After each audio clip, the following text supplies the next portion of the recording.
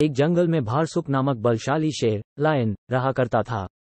वो रोज शिकार पर निकलता और जंगल के जानवरों का शिकार कर अपनी भूख शांत करता था। एक साथ वो कई कई जानवरों को मार देता। ऐसे में जंगल में जानवरों की संख्या दिन पर दिन कम होने लगी। डरे हुए जानवरों ने इस समस्या से निपटने के लिए सभा बुलाई। वहां निर्णय लिया गया कि शेर से मिलकर इस विषय पर बात की जानी चाहिए। इसके लिए जानवरों का एक दल बनाया गया। अगले दिन वो दल शेर से मिलने पहुंचा। शेर ने जब इतने सारे जानवरों को अपनी गुफा की ओर आते देखा तो आश्चर्य में पड़ गया। वो गुफा से बाहर आया और गर्जकर जानवरों के दल से वहां आने का कारण पूछा। दल का मुखिया डरते डरते बोला, वनराज, आप तो वन के राजा हैं।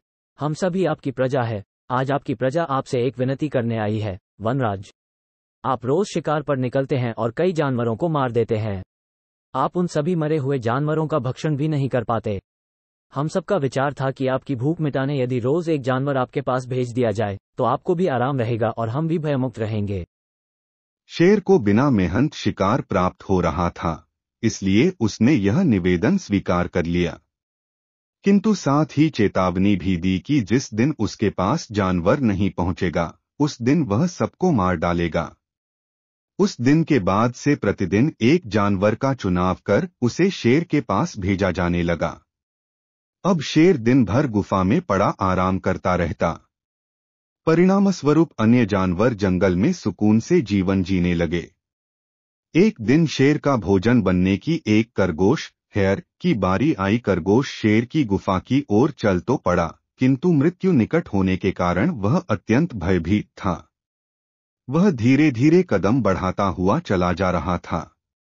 साथ ही किसी तरह अपने प्राण बचाने का उपाय भी सोचता जा रहा था।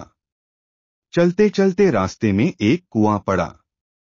कुएं के पास जाकर जब खरगोश ने उसमें झांका तो उसे अपनी परछाई दिखाई पड़ी। उसी क्षण खरगोश को अपनी जान बचाने का एक उपाय सूझ गया। उपाय सूझते ही खरगोश में एक नए जोश का संचार हो गया। उसे शेर के पास जाने की कोई जल्दी नहीं थी। कुछ देर कुएं के पास आराम करने के बाद वह शेर के पास पहुंचा।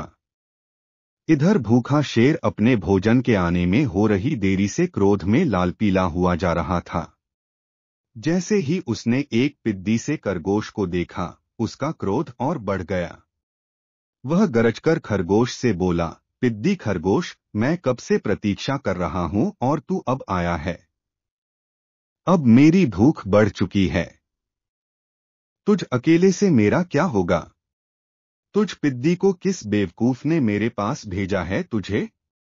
तेरे बाद अब मैं उसे भी मारकर खा जाऊंगा। खरगोश हाथ जोड़कर गिड़गिड़ाया, वनराज, देरी के लिए मुझे क्षमा करें।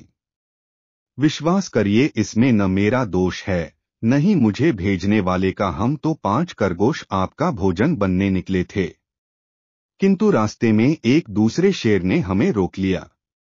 जब हमने उसे बताया कि हम अपने राजा का भोजन बनने जा रहे हैं तो वह 4 खरगोशों को मारकर खा गया और मुझे आपके पास यह संदेश देने भेजा कि अब से वह जंगल का राजा है। जी वनराज, उसने आपको लड़ाई के लिए ललकारा है। उसने कहा है कि वह आपको मारकर इस जंगल में एकछत्र राज करेगा। ये सुनना था कि शेर गरजता हुआ बोला, मुझे अभी इसी समय उसके पास ले चल। मैं उसे बताता हूं कि इस जंगल का राजा कौन है। आज तो उसकी खैर नहीं। खरगोश तुरंत तैयार हो गया और शेर को लेकर कुएं के पास आ गया। कुएं को दिखाते हुए वह बोला, वनराज, ये उस शेर का दुर्ग है। वह इसी दुर्ग में रहता है। आप दुर्ग के द्वार से उसे ललकारिए। शेर ने कुएं में झांक कर देखा तो उसे अपनी परछाई नजर आई। परछाई देखकर उसने सोचा कि अवश्य ही वह दूसरा शेर है और जोर से दहाड़ते हुए उसे ललकारने लगा। कुएं की दीवारों से टकराकर आती हुई अपनी ही दहाड़ की प्रतिध्वनि सुनकर और अपनी परछाई देखकर उसे लगा कि दूसरा शेर भी दहाड़ते हुए उसे ललकार रहा है। उस ललकार का उत्तर देते हुए उसने कुएं में छलांग लगा दी। कुएं की दीवारों से टकराता हुआ वह पानी में गिरा और डूबकर मर गया।